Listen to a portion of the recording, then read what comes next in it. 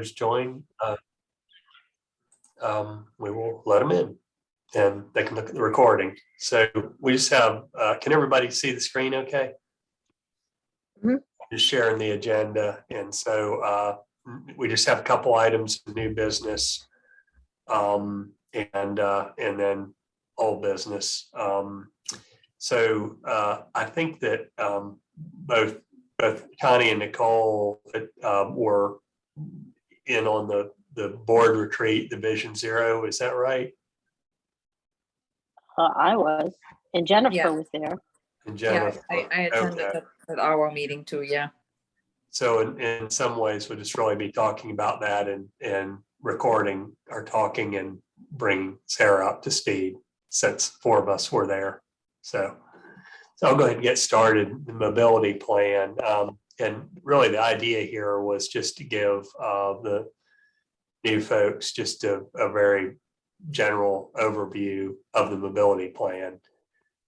So I sent out a link to the mobility plan earlier today. I thought I'd sent one out earlier, and I know I sent one out to the Pedestrian Safety Task Force folks. So I'm going to go through that fairly quickly, so we're not rehashing stuff that we've talked about before. So go ahead and share the mobility plan. What we're going to be looking at here. Let's see here. Everybody see this okay? Yep. Okay, so I'm just going to go through quickly a presentation I gave to the Mobility Subcommittee recently. The Mobility Subcommittee, we have some people I think on that are in this group as well. And the Mobility Subcommittee gets together once or twice a year to review progress on the mobility plan. And just discuss that, provide input, and then that sort of feeds into our budget planning and CIP. So they've already met once this year, and we're meeting again this Thursday. So on the first meeting, I just gave them an update because we hadn't met in a while because of COVID. And so I'm going to run through that for you all fairly quickly. And I guess just stop me as we're working through it and ask questions as we're going through it rather than wait. So. Hey, Doug, for those of us who are not, maybe it's just me plugged in as well as everybody else, who is the mobility plan subcommittee? Mobility Plan Subcommittee is comprised of members of the Livability Board and the Planning Board, as well as staff. I interact with them, Leslie interacts with them, and Chief Dunn, and occasionally planning. This was housed in the planning department for a while, the transportation planner function. We have a very new person in that role, so I've sort of been managing this year. So that's what it is. So this is just sort of a description here of the subcommittee responsibilities that we just talked about just a second ago. So, this is the meeting goals. We won't go through that because they've already met. So one of the things that we talked about with the mobility subcommittee was our grant application projects this year and how that relates to our adopted mobility plan. And we had a tough year this year with our grant projects. We submitted 4 really good projects, and none of them were funded. One of them came very close. The one that came very close to being funded was Side Path on Beatty Street. So that's a 10-foot wide concrete path that runs along the Beatty Park or east side of Beatty Street, all the way from Griffith Street to North Main. So a great project, one of the top priorities, just barely didn't make it this year. So the feedback that we heard from the mobility subcommittee is that we need to spend a little bit more time understanding the scoring of these projects, and think more strategically about what we apply for. And that's very good advice. We kind of threw out everything that we thought was a good project this year that we supported, whether we thought it would score well or not. So I think we're going to look more closely at that in the future. And for the projects, which really are the other 3, it's Beatty Main intersection improvements, Concord Road, Gray Road, Pine Road intersection improvements, Gray Road side path. None of those score well and are not ever likely to score well, unfortunately. They're just for a variety of reasons. So we then need to think about, do we still want to do these? And if so, how are we going to come up with the money? So anyway, that was a very good discussion we had with the mobility subcommittee. We're going to keep working on that. And we're going to be working on that this year for our budget and capital improvements program. What are we going to do now with the scoring situation? I think it's likely that we're going to find a way to proceed with the Beatty Street side path because it is such an important project. It is well over $1 million altogether, doing the engineering, buying right of way, and construction. But it's just a very important project. And I don't think we can kind of let it sit and wait for grant funding that may or may not happen or maybe in an out year. So anyway, very good input there from the subcommittee and opportunity for you all to think about the grant projects that we apply for as well. Just a tough outcome this year. So last year, this is the projects that were supported last year by the mobility subcommittee. This is a little bit small. I don't know if everybody can see it. I can blow it up a little bit. Maybe that helps. Let's see here. So we just got a list of projects here that are included in the mobility plan, or maybe additional projects here that the subcommittee supported and how we are doing on them. A number of them have been completed or are being completed. Those include the Randall Kincaid Greenway extension that's in design now. The Gray Road sidewalk is complete. We have bought the Dogwood Conroy pedestrian connector, or getting ready to. That's a very good outcome. So glad to see that finished. And the Hawk beacons at exit 30, that's under contract now. So that's expected to be completed by November. So good progress. You'll see some here that we applied for grant funding that we didn't get. So we updated the subcommittee with all these projects and their current status.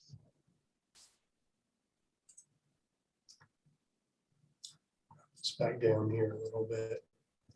So here's some other project updates, mobility related.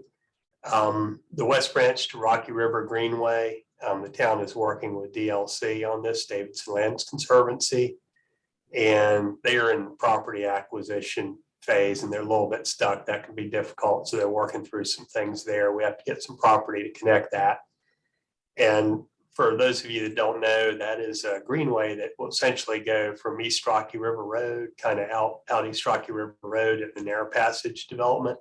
It's kind of there on the left as you're going out and before you hit Shear Road. It'll connect that to Fisher Farm. She's been on the Fisher Farm Greenway there where it dead ends. They're kind of, you go down the hill and go to the left and it dead ends. This is a connector between those two. It'll be a really nice connection. So we're working with DLC on that and in the property acquisition phase.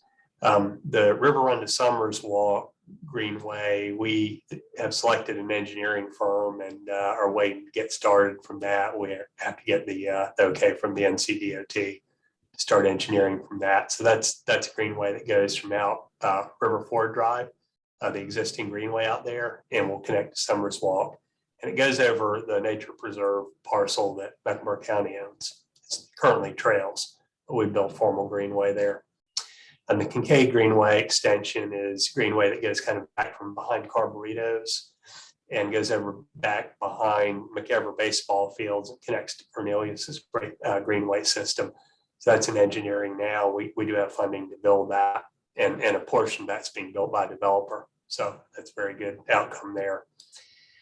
Gray Road side path, that was one I mentioned that was not funded in application. That is a side path, a 10-foot path along Gray Road, all the way from Wolf Street in the St. Albans neighborhood, all the way out to Abersham. So it's a very expensive project, and that's why it doesn't score well.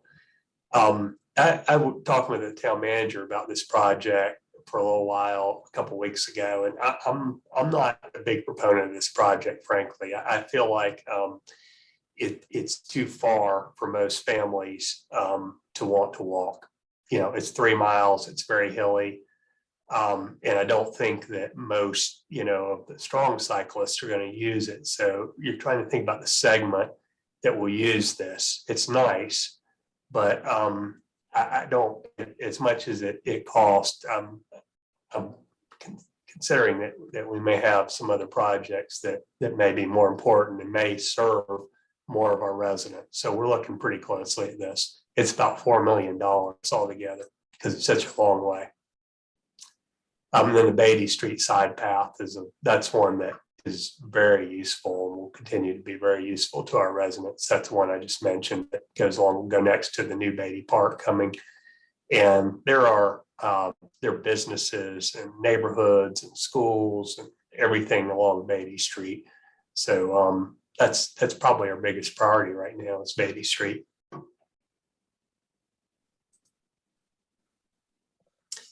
Here's just a quick, Connie.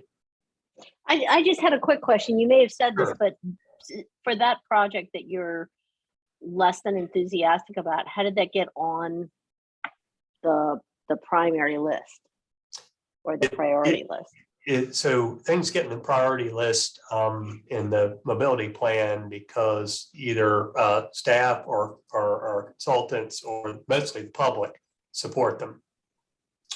And also the plan was approved by the Board of Commissioners. So that one was one of the ones that scored really well in that grid. Is that the? It didn't score that well, but it scored well enough to be in the plan. Got it. Okay. Yeah, Sorry. and so we continue to look at these. I mean, it's so I'm not saying it's not valuable. I think it's more. No, I'm not saying it is either. I'm just trying to figure out how it, I think you make a good argument, and I wondered how it rose to the level of priority it has, other than being included in the plan itself. It's a connection out to a park, and right now Okay. there's no good way to get out there except drive. Got it. Or Okay. cycle, and for the people that are cycling out there, they tend to be in a category that we would call they're right. fearless, and those people tend to not want to use that anyway for the most part. Right. So it's not particularly who we're looking to serve. Yes, I say that they're not important. It's just not the bulk of our. No, I understand that completely. Category. So just moving on here. These are some other projects that we reviewed with the subcommittee this year, and so what's pertinent on here is that we are building sidewalk. It's funded this year on Delberg Street. It's a portion that is kind of partially built by development. It is a gap that's missing. There's a lot more traffic on that road than there used to be historically. And Catawba Avenue is kind of back behind Hoke Lumber, the old Hoke Lumber site. And so that's another road it's basically redeveloped.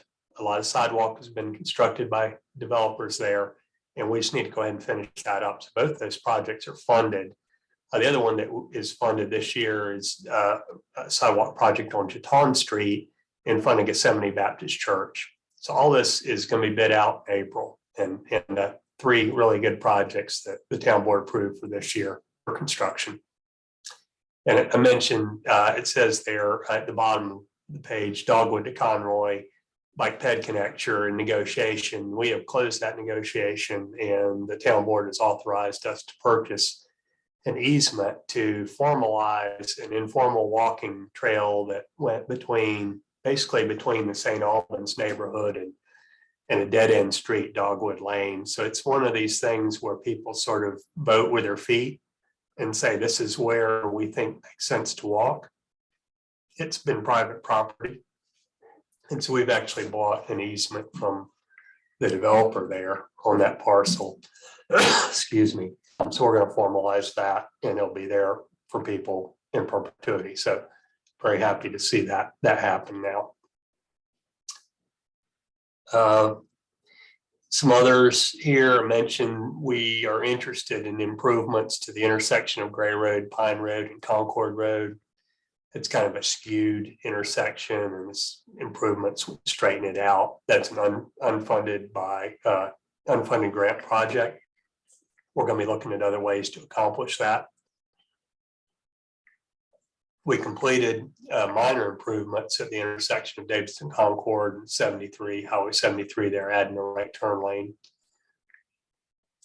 And most of you know what the hawk beacons are, but that's going to be a mast arm with a signal head, a traffic signal head that extends out over the roadway and gives a stop indication when pedestrian pushes a button. So these will be the first hawk signals we have in Davidson, and they'll be at the Griffith Street roundabouts.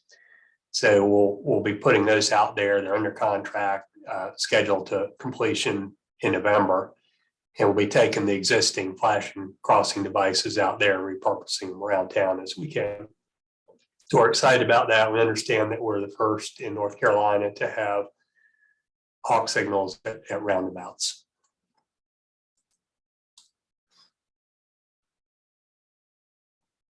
So just going through, the mobility plan also includes policies and programs. So this was the update we gave to the mobility subcommittee. One was to, part of our planning ordinance, increase minimum sidewalk construction to 6 feet. That's for new development now. So it went from 5 to 6. We still have it around town that's 4, 4.5, whatever. All new sidewalk is 6 now. And develop a prioritization method for infill sidewalk. That's been completed. Install more consistent crosswalk treatments is in process. We have worked through a lot of town with that, where we've worked to get all of our mid-block crossings with high visibility crossing markings, the pedestrian crossing sign in the middle of the road, and most of them flashing crossing beacons. So we're working our way through every major crossing in town, unsignalized, on those. So I'm getting there, getting to a high level, high standard for crosswalk improvements. And I add advisory shoulder and side path recommendations to the Davidson planning ordinance. Some of these things are still in process. Increased bike parking, add festival streets. That was something that was focused for the pedestrian safety task force. Improve bus stop amenities, and here we are developing a Vision Zero plan, or starting on that. And then multimodal wayfinding. So that's wayfinding signage, and Leslie has funds to do that. So that's it in a nutshell. I didn't want to spend a ton of time on that, but that's just a broad overview of how we work through the mobility plan. The plan does have, I'm going to share another document here really quickly, but where's that? It's gone. I had that. So mobility plan has a sheet that shows all the priority projects. There are 13 of them, I think. So, and turns out that the Dogwood Conroy pedestrian connector that we're getting ready to buy was number 5. So good to see that getting done. So if you get a chance to look at that, very helpful, because that is kind of the document that guides us for all of our mobility projects. And that group is a big help to us reviewing those and providing input. And I think this group will be as well. So I just want to make sure that we're all working together and keeping each other informed. So that's just a very general overview of the mobility plan. And I don't know if there are any questions.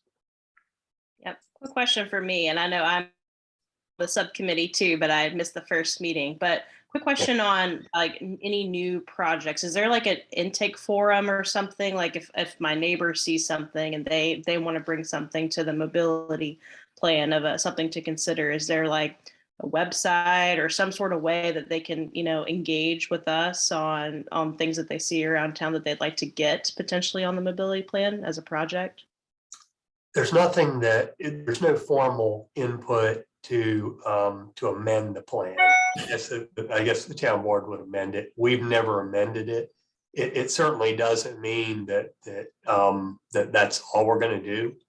So I would say, even though there's no formal way to amend it, if anybody, if there's ever anything that anybody in town wants us to consider for mobility or safety or bike safety, they just need to bring it to our attention. They can email this group, they can email the subcommittee, they can contact me, they can contact the town board, they can contact the town manager, and we'll always respond to them. And there certainly are things that we do, like the sidewalk in Catawba and Delberg that we're getting ready to do now, that are not there explicitly in the plan, but are a good idea.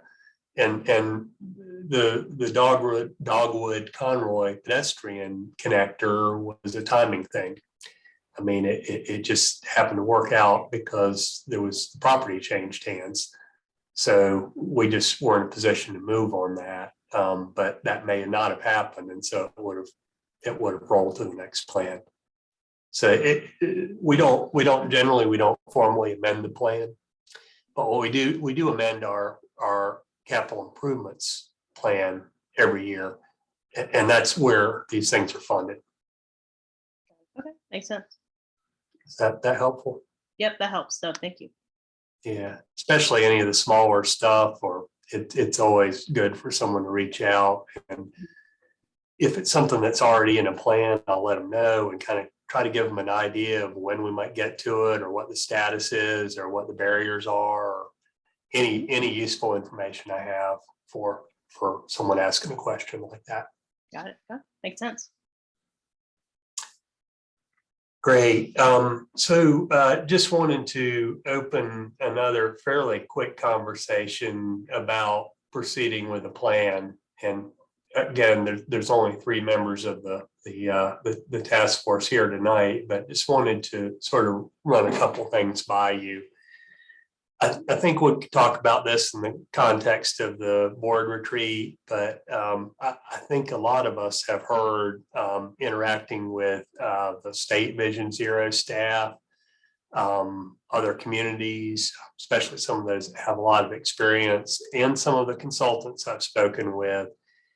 And I'm kind of coming to the conclusion that the best path forward for this group to get a plan together is to hire a consultant at some point. Just because the amount of legwork and data collection, et cetera. And I think that's what we've heard from our neighboring communities that have done this. So what that kind of looks like is that this group would develop a request for qualifications. That's how we procure engineering or design services or planning services that this falls under. And staff will help with that. But that request for qualifications would go out to any number of firms that we thought were capable of doing this work and doing a good job. And then these firms will submit a qualifications package. And then we review those submittals, and they tend to all be very good. So it can be a very challenging review. But our process has been with these to review any number of submittals and score them, according to criteria that we give the firms in the request for qualifications. Their experience doing these plans. What is their staffing capability? Their experience managing budgets, et cetera. Whatever we want to ask, that's what they respond to. And so we review these, we review the submittals and select a firm. And then once we've selected a firm, then we negotiate the cost. So they don't provide the cost with this submittal. So this is called the Rfq process, and this is a process that we're required to follow as a municipality by statute. So that's kind of a general process. I talked to one firm, BHP, Lauren Blackburn served on the staff here. She works there. They prepared a plan for Greensboro. And I said, does $50,000 sound like a reasonable number for Davidson? He said, yeah, probably so. You all have a lot of public input typically. So I just wanted to run that by you all and get your thoughts on it. Do you think that that's a reasonable path forward? And would you rather work on this yourself, or would you rather direct a consultant? So I'm just going to put it out there and see, how do y'all feel about this? This is your task force. I think from my perspective, it would be useful to have us have a discussion about what we want to see come out of that report. And because I know that there are data collection efforts and a wide variety of sort of deliverables that the state envisions, but it's all pretty loosely requested. It seems like there's a lot of room for the locality to make it what they need it to be and what they want it to be. So it feels like in order to choose whether to have some professional group doing it or whether we take all of what we have and fit it to at least as much as we can to the shape of a plan, and then figure out where the holes are, that we really need to have a discussion about what is that plan we're talking about? When you say plan, what do you mean? What do we all agree we need to produce? That feels like a starting point. And I'll say we did the process with the consultants for the comprehensive plan and found that very beneficial. Like I was a part of that, RFP process and the, we kind of gave them the boundaries and guidelines of what we were looking for, and it kind of had specific interview questions and all of that. I think we found that really beneficial to go through that group, and then having the very clear action plan at the end so we could really, make informed decisions after the plan was submitted, I think was extremely beneficial for that plan. So maybe we could go similar kind of route with this plan.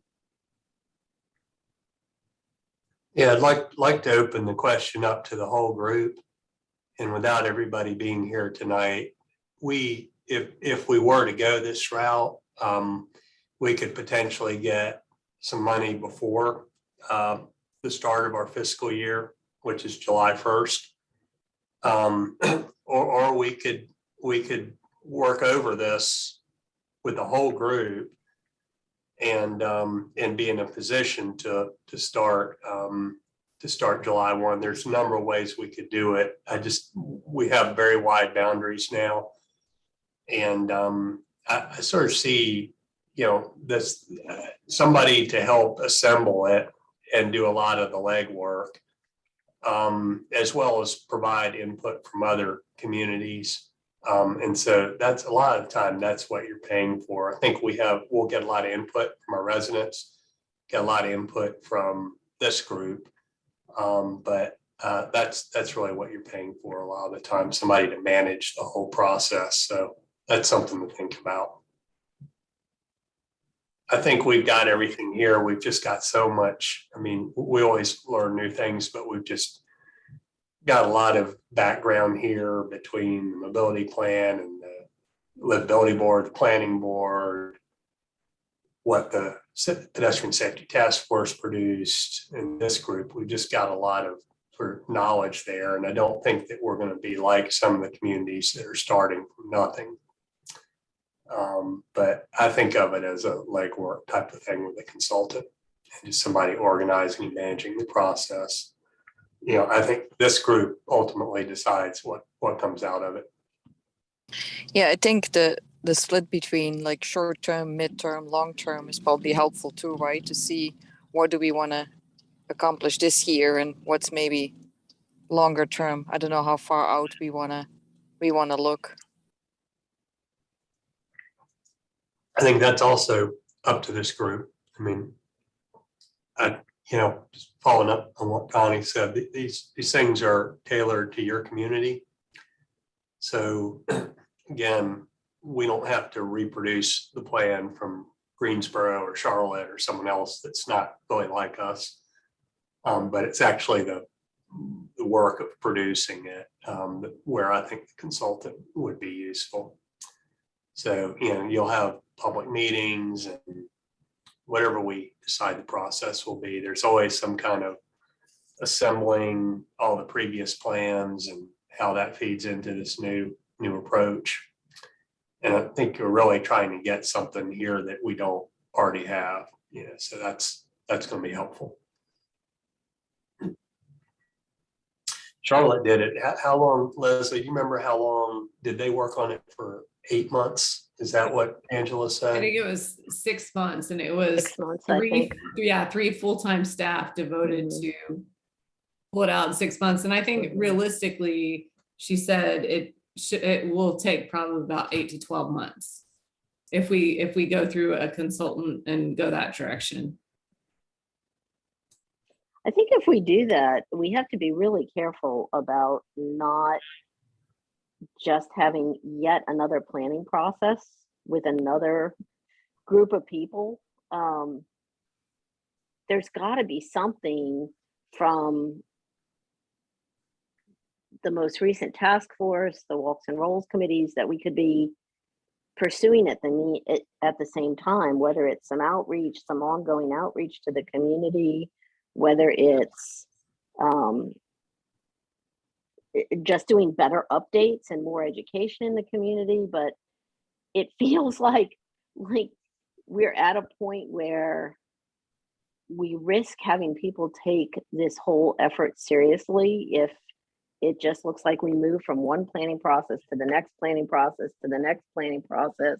And it's like, I think even Doug, the stuff that you presented in the mobility subcommittee, and the things that even we learned as a task force in the last 6 months, like, I know it's available to the public, but I don't think it's general knowledge with the public. And I think it's only if somebody goes and looks for it that it's there for the taking. And I know that's always been a problem. Like, you put tons of information out there and not everybody shows up to the meetings and not everybody reads all the newsletters.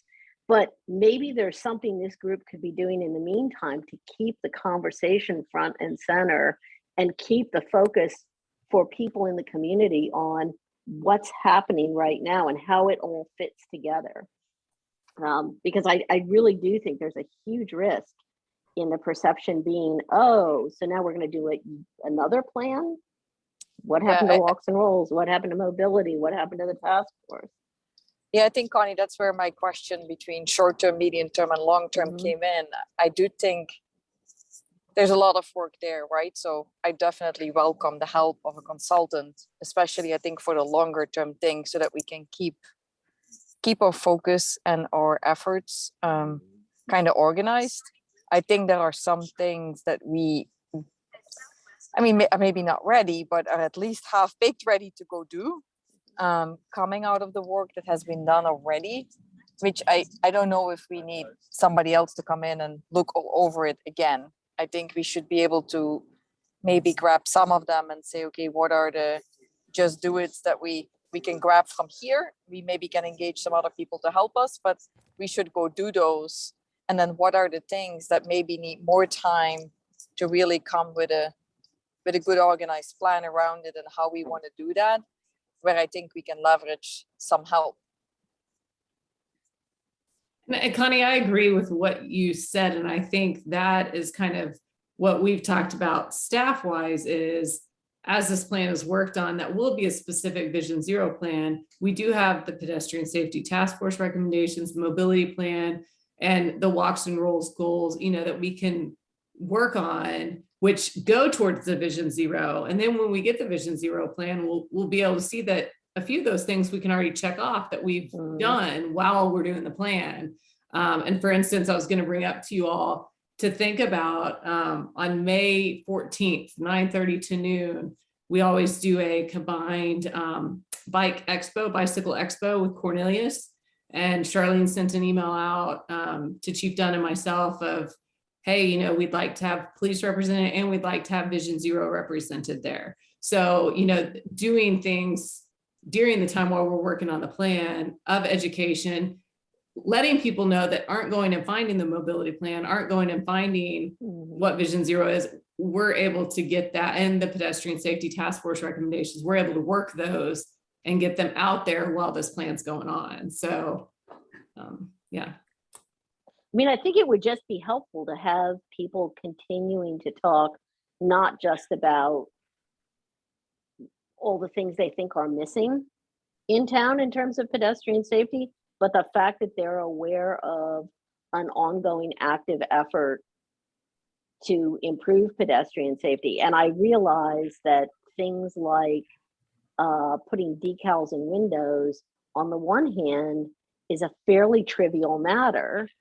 But on the other hand, it continues to point back to there's a focal point here. It's similar to like the shop, the shop local decals, something that says, hey, we've committed to this. We're putting it out there. Not everything's going to change in an instant. Not every shop is going to be filled on Main Street, but that's what we're working toward. That's what we're, you know, something that, and we've got some, as Nicole said, we've got some groundwork there. So I'd like to see us at the very least proceed on to get ourselves organized around 2 tracks.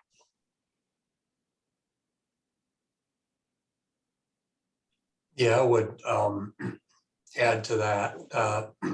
I don't think we have any intention of sitting on our hands until we get a Vision Zero plan done.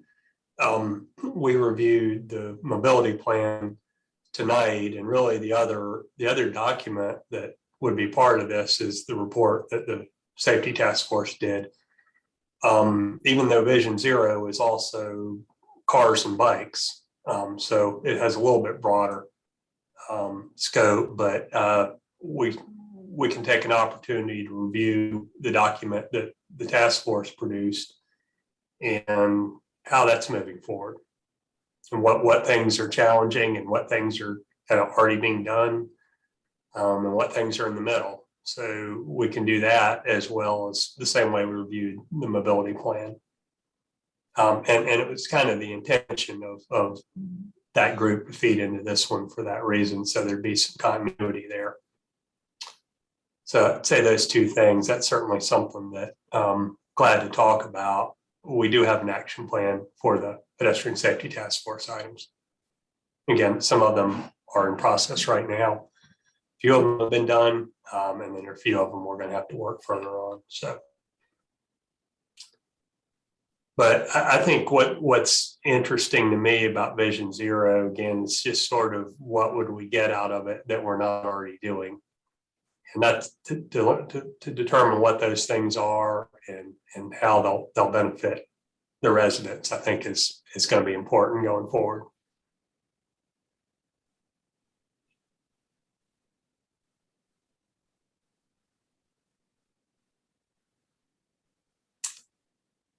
So on the plan, is it sort of our thought? Maybe we will discuss further the idea of using consultant as we get into the budget. I think I would like to go ahead and get some money in there in case. If we decide not to, then we don't need it. It'll go to something else.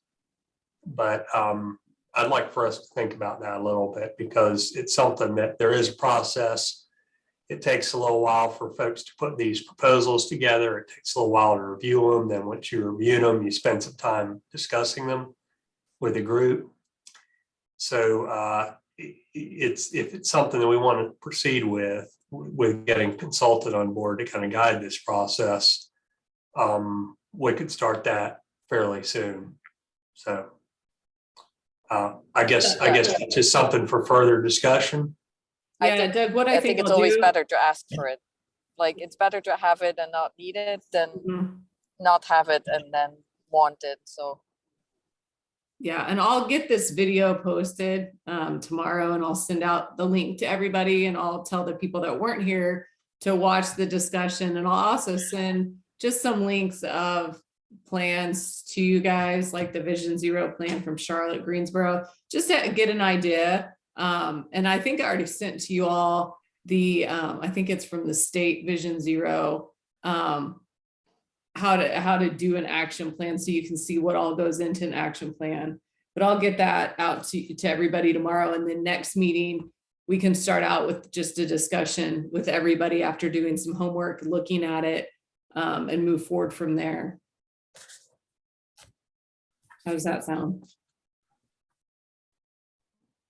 That sounds good. Thank you. Sounds good to me. Yeah, that's fine. All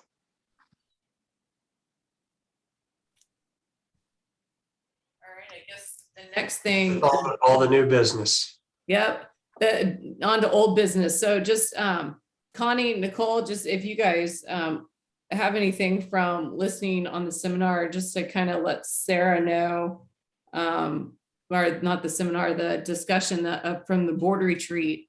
And we already mentioned a little bit about it, but if there's anything additional that you guys got from there, to tell Sarah and the other people on the committee as they watch the video, just kind of a report from it.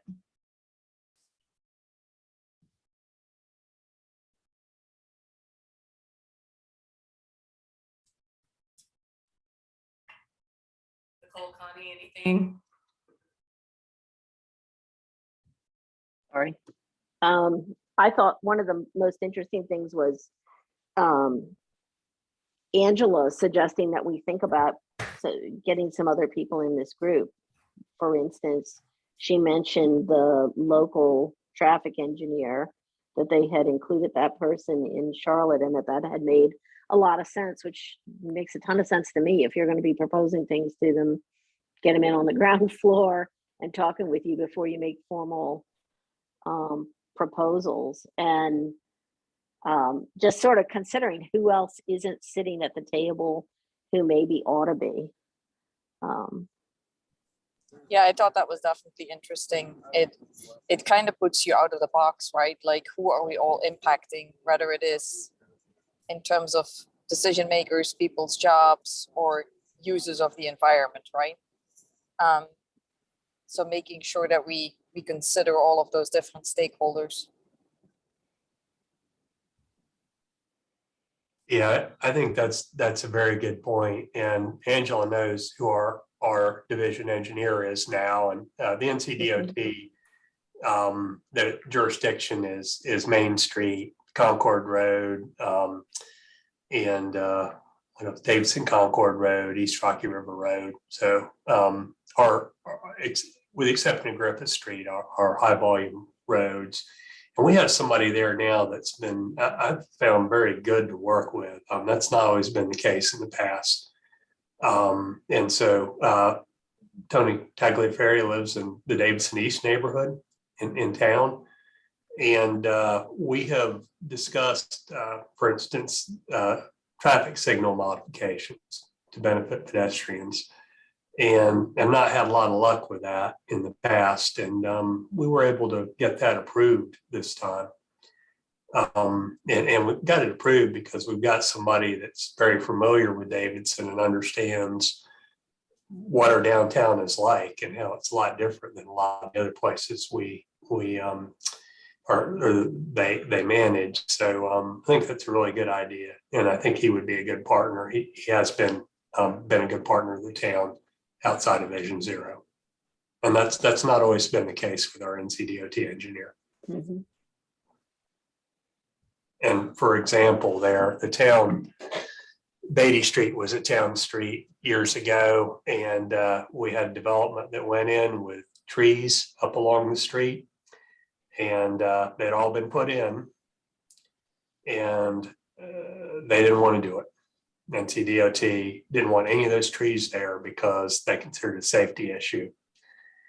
So we took over Beatty Street from the NCDOT because of those trees there, and that's a pretty major obligation. It's a mile of road.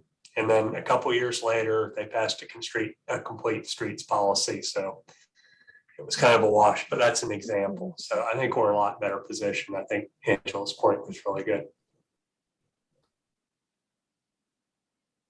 I think along those same lines, although Angela didn't go this direction, but you know, when the pedestrian safety task force first met, our first recognition was that there wasn't a lot of diversity at the table in terms of race or ethnicity. There still isn't in this group.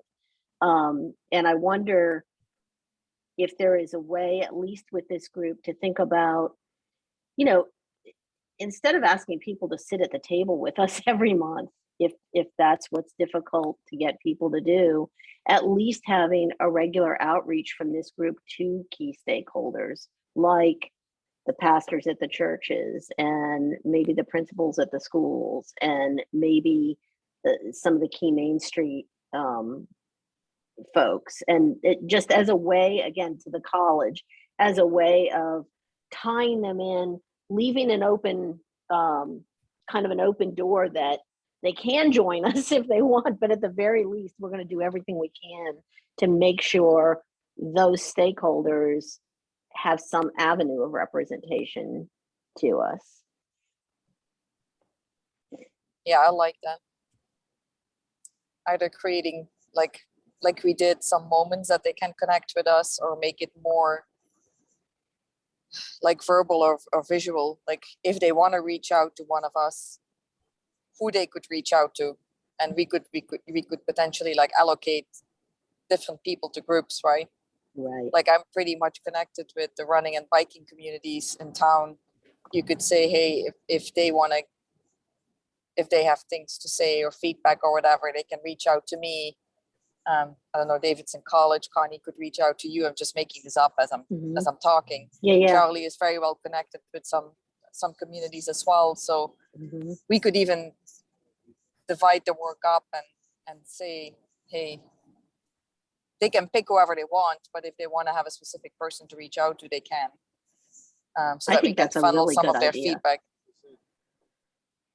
And I think it has the impact of running both ways too, because it brings more voices to the table, but it also, I think the primary objective has to be to push more information out there so that it looks like it's an ongoing dialogue about pedestrian safety. And the more people that we touch, the more likely people are going to know, you know, run into somebody else who can say, no, I know something's going on. I just talked to this person.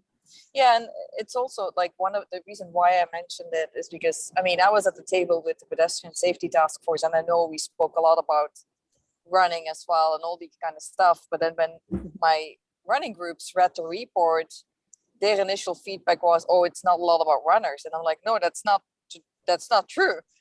There's a lot in there that is applicable, but I don't think it gets always. So when I explained it, they were fine and they understood. But it didn't always get conveyed according to them in the way. So I think sometimes we have a message out there that we think is reaching certain groups, but it's not necessarily reaching them in the right way. So I feel that's like that two-way connection to make sure that it's understood, and we can use them as well as ambassadors to spread the word, right? Because part of Vision Zero is not just the work we will be doing, but it's also creating a culture that everybody puts into practice. Like we cannot make our town safe on our own. It's not this group that's going to do that. Now we're enablers, and we can change the world a little bit, but we're not going to do it on our own. We need everybody. So I feel the more we can have our tentacles out there and building those connections and keep those connections with our stakeholders, the better served our community is going to be.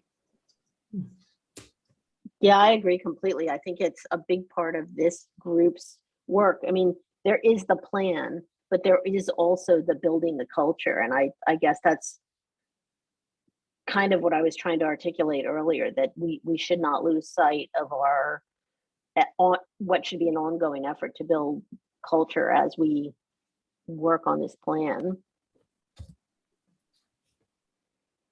Another thing, Sarah, that Angela brought up that I thought was interesting is, and I've heard both her and Seth say this before, you know, in her experience, and I think in a lot of the Vision Zero communities at this point in their trajectory, it's very much a staff internal, you know, kind of the insider's game, and they don't have a ton of connection to the community, and definitely not a lot of engagement with the community. And she said a couple of times, I'm pretty jealous. Like, you guys have something we wish we had, which is a more engaged community, and you should leverage that. And I think, again, that's something that we need to keep our eyes on the prize on.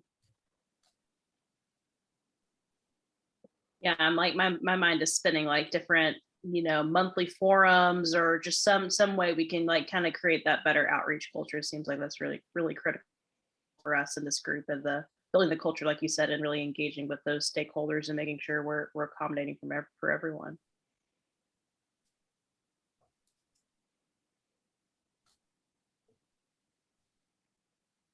I guess the last thing I'll say that I heard in that meeting was very much Angela and Seth saying, hey, this is yours. Like, make it what it needs to be for your community.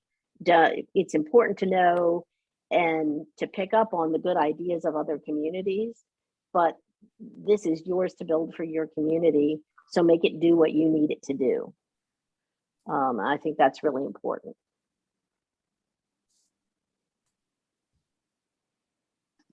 And I think that will be done with the community input. And because we have the community that wants to give that input and be a part, I think it will become our Vision Zero plan. So that's what they're jealous of. Mm-hmm.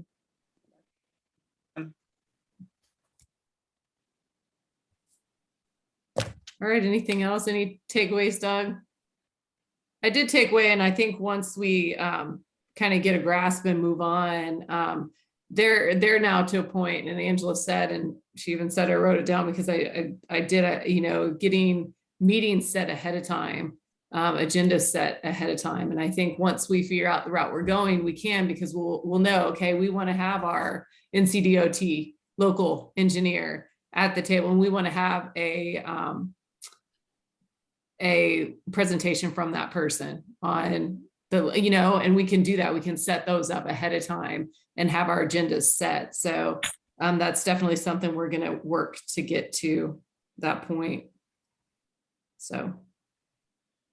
Yeah, I guess the other consideration here is, again, this may be a fluke, but we only have 3 people here tonight, and I think 2 of you probably couldn't make it if it was in person.